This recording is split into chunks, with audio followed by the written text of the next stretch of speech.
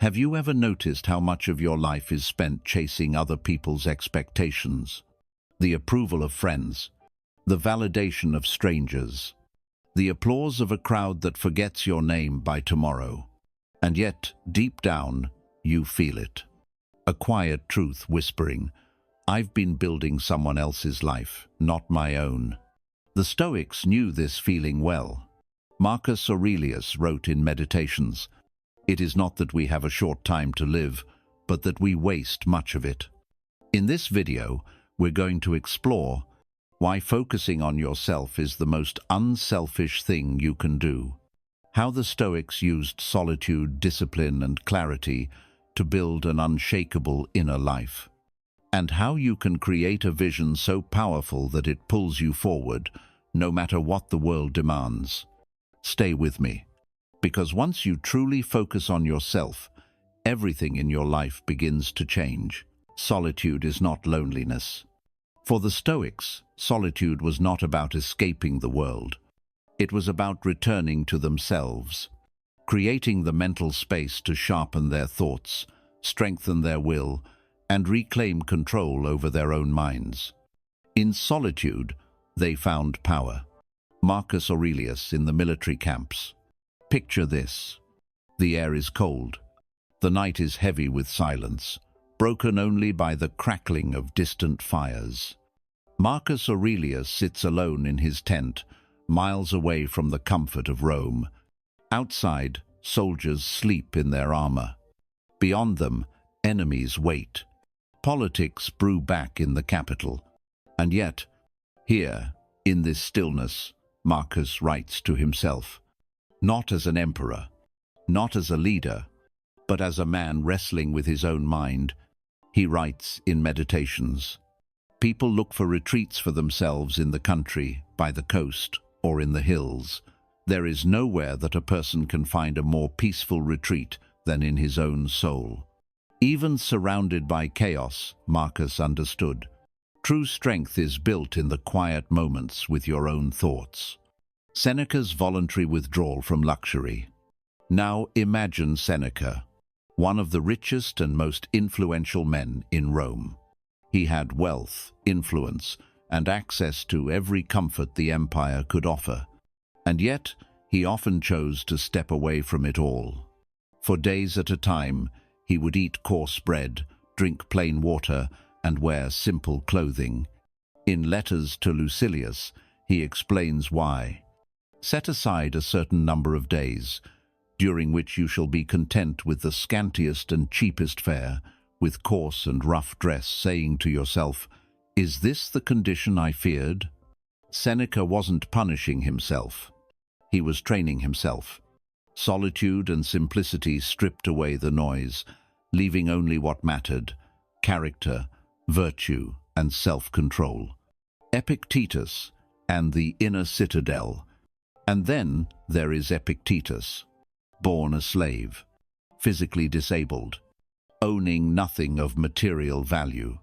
But Epictetus understood something most free men never would. No one could touch his mind. No one could disturb the fortress he built inside himself. He taught, if you want to improve, be content to be thought foolish and stupid. This was not arrogance. This was solitude in action, choosing the company of your own thoughts over the endless noise of the crowd. Application: how you apply this today. Solitude is rare in the modern world, but it is essential. It doesn't mean isolating yourself. It means creating intentional space for your mind to breathe. Here's how to start. Morning clarity. Spend 15 minutes each morning in silence. Read philosophy, journal, or simply reflect. Walk alone. Take a daily walk without headphones, letting your thoughts wander. Evening review. End your day the way Marcus did. Review your actions, measure them against your values, and prepare to be better tomorrow. Solitude is not an escape from life. It is the training ground where you build the strength to live it well. We live in a world designed to pull your attention outward. Everywhere you turn, something demands your focus, often without your consent. Your phone lights up, buzzing with notifications. Every ping is another person's opinion, another expectation, another call for you to look away from your own life. Your social media feed is flooded with curated moments from other people's lives. Vacations you didn't take, success you didn't claim, standards you didn't set but somehow feel pressured to meet. And then there's work. How much of your energy is poured into building someone else's vision, meeting goals you didn't choose, fulfilling expectations that don't align with your own values? Here's the question that stops most people cold. When was the last time you asked yourself, what do I actually want? Most people can't answer it. Not because they don't have dreams, but because they've been too busy living out someone else's. The Stoics understood this better than anyone. Marcus Aurelius. Marcus was the emperor of Rome, surrounded by politics, battles, betrayals, and endless demands from every side. Yet when he wrote Meditations, he wasn't addressing Rome. He wasn't speaking to the Senate, or to generals, or to history. He was speaking to himself. In one of his most famous passages, Marcus writes, "You have power over your mind, not outside events. Realize this, and you will find strength." This is more than a reminder. It's a warning. Because if you don't control your focus, the world will control it for you. Seneca. Seneca too saw how life can be wasted, chasing other people's standards. In On the Shortness of Life, he writes, "It is not that we have a short time to live, but that we waste much of it. We waste it in comparisons, in distractions, in chasing the approval of people who will not even remember our names.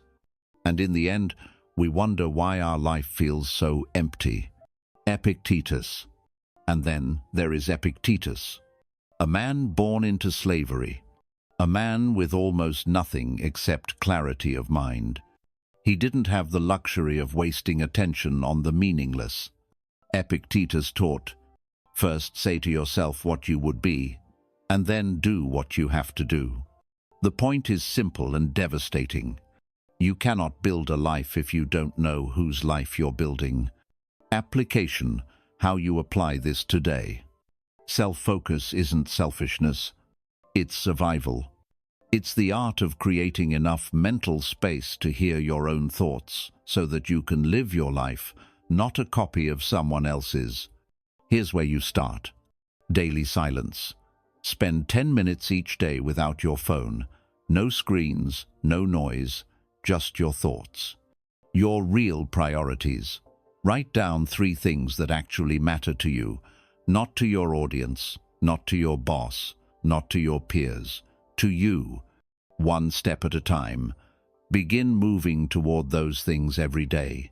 It doesn't have to be perfect, it has to be yours. Because the moment you turn your focus inward, you stop being pulled in 1,000 directions, and you start walking your own path. Your energy is your most valuable resource. Once it's gone, you can't get it back. And yet, most people give it away carelessly, arguing with strangers online, trying to impress people who don't care, saying yes to commitments that drain their soul. The Stoics saw this as one of the greatest tragedies of human life. A person with infinite potential wasting themselves on pleasing everyone but themselves. Marcus Aurelius on the prison of opinions. In Meditations, Marcus writes, "It never ceases to amaze me. We all love ourselves more than other people, but care more about their opinion than our own." Think about that. We claim to value our own life, yet we hand over the steering wheel to others. Marcus lived under constant scrutiny, senators, generals, citizens, enemies, all with their opinions. And yet, he trained himself to act by reason, not by the applause or criticism of the crowd. Seneca, on the cost of people-pleasing. Seneca warned that pleasing everyone is not just exhausting, it's a waste of life. In On the Shortness of Life, he reminds us, associate with those who will make a better man of you. Welcome those whom you yourself can improve. The process is mutual. Men learn as they teach. He chose his circle intentionally, not the loudest, not the most popular, but the ones who shared his values, because every unnecessary yes is stolen time from what truly matters. Epictetus, On the Circle of Control. Epictetus saw people burn out chasing approval from everyone. He made it simple. If you wish to improve, be content to be thought foolish and stupid. Translation: you cannot control what people think of you. You can only control how you live. Trying to please everyone isn't strength, it's slavery. Application: how you apply this today. Protect your energy like your life depends on it, because it does. Here's how to start. Define your circle. Identify 3-5 people who truly uplift you. Invest deeply in them. Filter commitments. Before you say yes to anything, ask, does this align with my values and vision? Step away from noise. Limit time in toxic conversations, whether online or in person. Every no you give to the wrong thing is a yes to the life you actually want. The world today is built to scatter your focus. Every notification pulls your attention away. Every headline tells you what should matter. Every trend insists that you should follow. If you're not careful, you can live an entire life that doesn't belong to you. The Stoics had a different path. They believed in alignment, making every decision serve their highest purpose. This wasn't luck. It was discipline. It was focus. Marcus Aurelius, a life in service of purpose. Marcus Aurelius didn't have the luxury of an easy life. He was a general, an emperor, a philosopher constantly torn between duty and chaos. Yet his meditations reveal a man who filtered every decision through a single question: does this action serve the good of the whole? Does it align with reason and virtue? This was his focus formula. 1. Clarity. Define what matters. 2. Action. Do what aligns with it. 3. Reflection. Review daily to stay on course. Seneca. Living with intention. Seneca knew that life feels short when it's unfocused.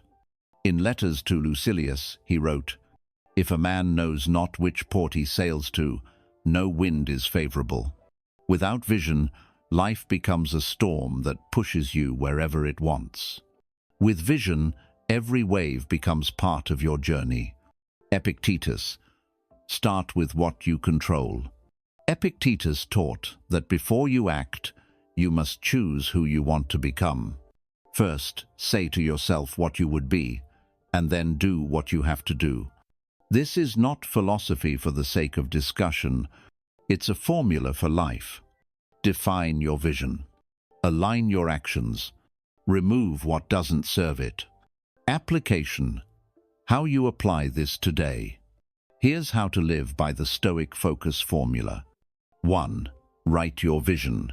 One clear sentence that defines the life you want. 2. Review daily. Morning and night, remind yourself of this vision. 3. Audit weekly.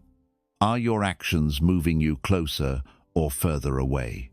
4. Cut the noise. Eliminate habits, people, and distractions that don't align. Because when your life aligns with your vision, every step forward is a step toward freedom.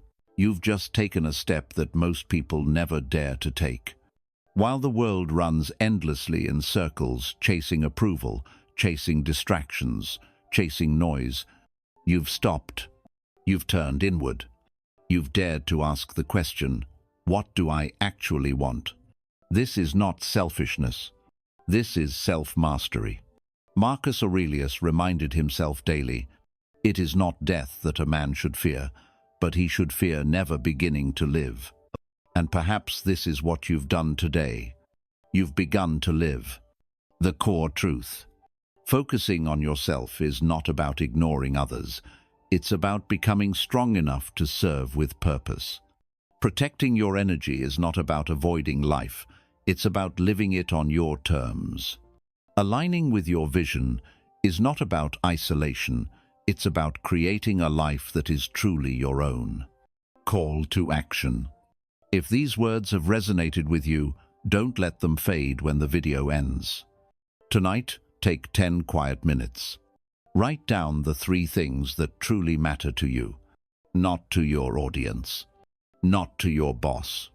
Not to the crowd. To you. And tomorrow live one step closer to them. Because your life is your responsibility. And your focus is your power.